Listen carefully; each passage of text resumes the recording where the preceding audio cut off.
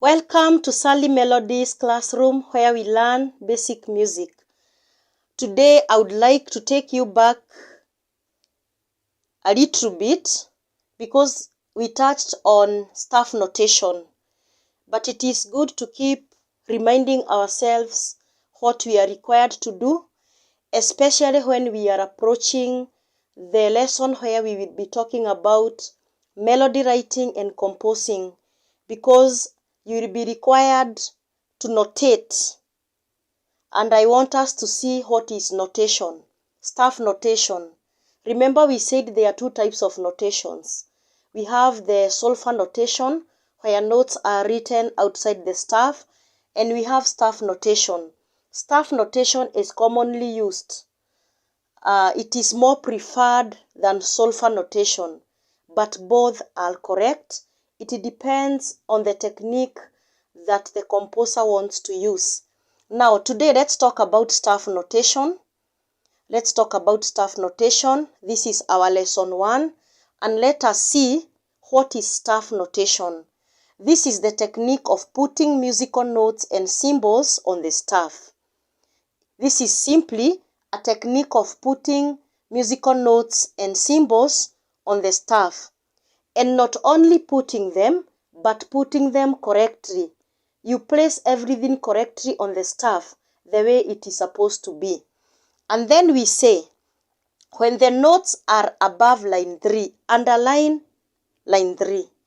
When the notes are above line 3, the stems face down. Another point, when the notes are below line 3, the stems will face up. When the notes are on line 3, the stems can either face up or down.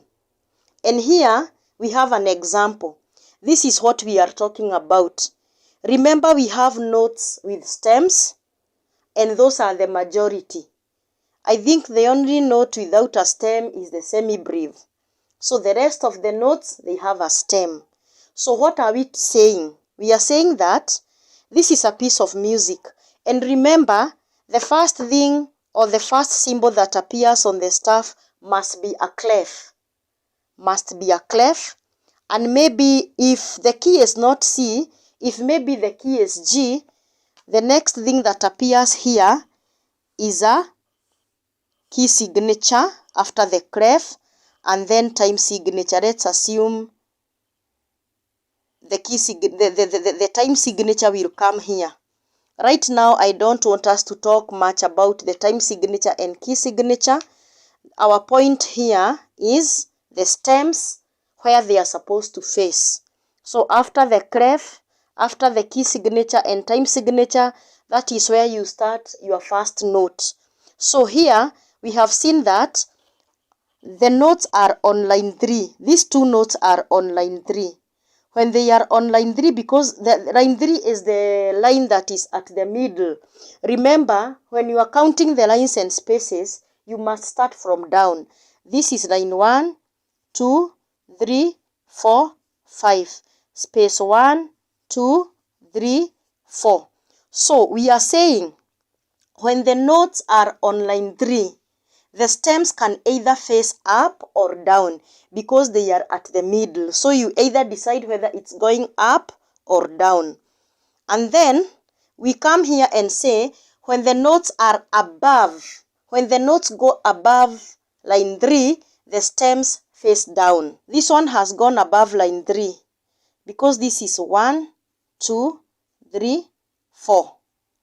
It is in line 4. So when it goes beyond, make sure the stem goes down.